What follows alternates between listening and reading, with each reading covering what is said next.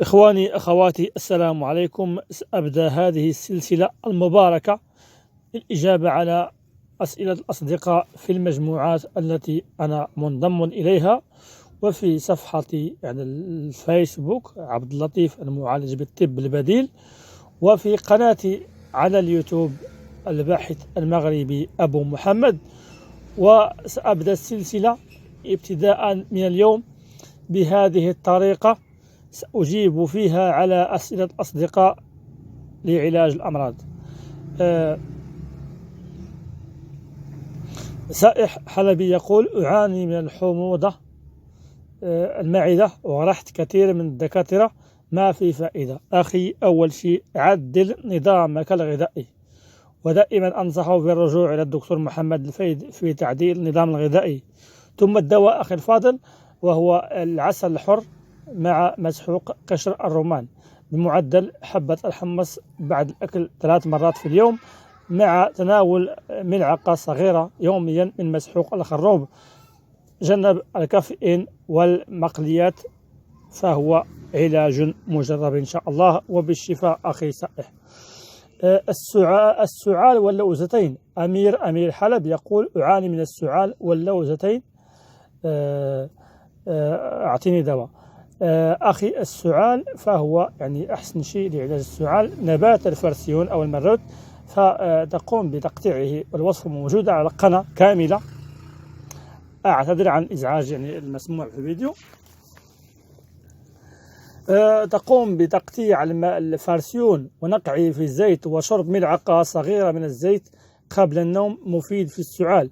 أما اللوزتين فأنصح بعصير الجزر كوبا في اليوم، ومضغ الزعتر، والمضمضة بالملح. تقوم بجمع هذه الأشياء كلها في يعني آن واحد، فهي يعني العصير في الصباح والمساء، المضمضة 3 مرات في اليوم، مضغ الزعتر كل ساعة، فهو مفيد في علاج اللوزتين.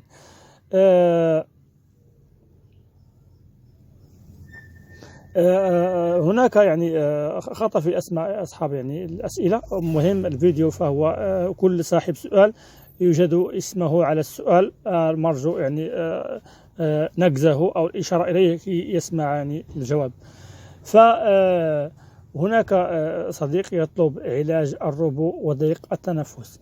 أخي، وصفة الفرسيون تفيد في علاج الربو وتفيد في علاج ضيق التنفس، مع إضافة القليل من العسل بعد الوصفة مع الماء الدافي، ودائما مع النظام الغذائي الصحيح.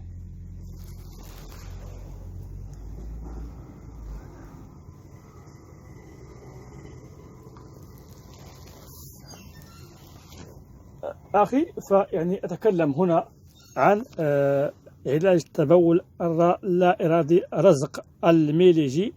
أريد علاج تبول لا إرادي لابني عنده 11 سنة. مسحوق الزنجبيل مع العسل بمعدل قدر حبة الحمص يعني قبل يعني النوم، ويعني ملعقة صغيرة من عصير أوراق الجزر الطبيعي، يعني أن تكون أوراق الجزر غير طبيعي، تكون طبيعية 100%، غير مستعملة فيه أدوية أو ما شابه. إذا لم يوجد فقليل من النعناع، عصير النعناع. وأنبه أن يكون طبيعي. إذا كان فيها دواء مرشوش عليه دواء مبيدات فلا يصلح استعماله للأطفال بتاتا، فهو خطير، لأنه موجود في كتب يعني العلاج بهذه الطريقة، ولكن تجنب يعني هذا الشيء. أو استعمل مسحوق خدنجال مع العسل فهو جيد. أما الجزر والنعناع إذا لم يكن هناك طبيعي لا تستعمله. السؤال يعني الخامس، يعني سأقوم ب5 أسئلة في كل حلقة.